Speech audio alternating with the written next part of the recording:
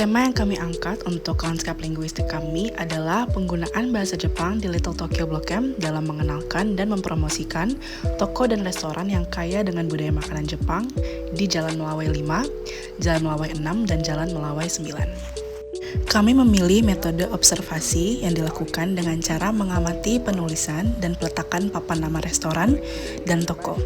Selain observasi, kami juga telah mengambil beberapa foto papan nama restoran dan toko yang terdapat di Little Tokyo Blok M. Hasil dari observasi kami menunjukkan bahwa bahasa Jepang digunakan secara luas di Little Tokyo Blok M.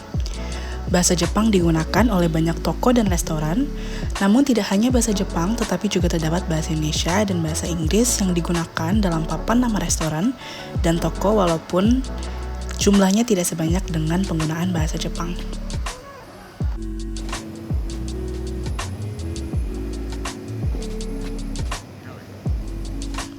Dari observasi kami berhasil memperoleh data sebanyak 56 foto papan nama yang terdapat di Little Tokyo Blok M di Jalan Melawai 5, Jalan Melawai 6, dan Jalan Melawai 9. Foto-foto yang kami kumpulkan selanjutnya dianalisis dengan cara sistem eliminasi, yaitu dengan hanya memilih foto-foto yang relevan dengan tema yang telah kami tentukan.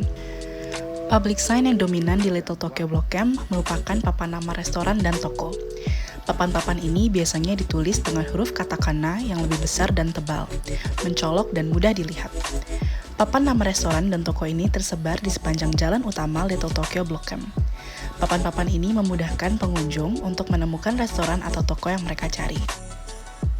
Penggunaan warna pada public sign di Little Tokyo Blok M umumnya menggunakan warna-warna yang cerah dan mencolok. Hal ini bertujuan untuk menarik perhatian pengunjung dan menciptakan suasana yang otentik Jepang. Untuk papan nama restoran dan toko, mereka biasanya menggunakan warna putih, merah, kuning, atau hijau. Dari seluruh public sign yang telah kami kumpulkan, ada beberapa kesamaan yang dominan. Pertama, adalah penggunaan aksara Jepang. Public sign yang dominan di Little Tokyo Blok M menggunakan aksara Jepang sebagai bahasa utama. Hal ini menunjukkan bahwa Little Tokyo Blok M merupakan kawasan yang kental dengan budaya Jepang. Kedua adalah desain yang menarik. Public sign di Little Tokyo Blok M umumnya memiliki desain yang menarik dan mencolok. Hal ini bertujuan untuk menarik perhatian pengunjung dan menciptakan suasana yang otentik Jepang. Ketiga adalah lokasi yang strategis. Public sign di Little Tokyo Blok M biasanya ditempatkan di lokasi yang strategis, seperti di pintu masuk kawasan, jalan utama, atau dekat tempat-tempat terpenting. Hal ini bertujuan untuk memudahkan pengunjung untuk menemukan informasi yang mereka cari.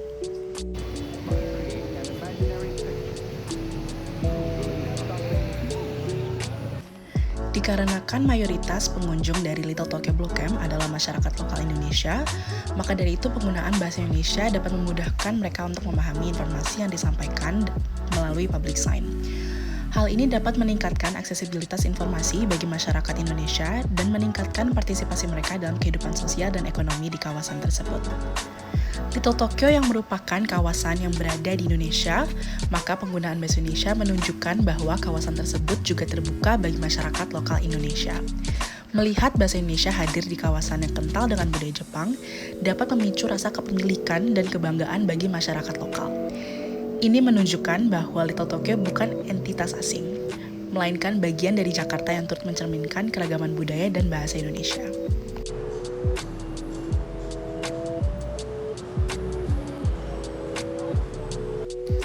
Selain bahasa Indonesia, bahasa Inggris juga turut digunakan pada public sign. Hal ini dapat menjadi jembatan komunikasi antara pengunjung internasional dan masyarakat lokal. Hal ini juga menarik banyaknya jumlah pengunjung asing yang datang ke Little Tokyo Blok M.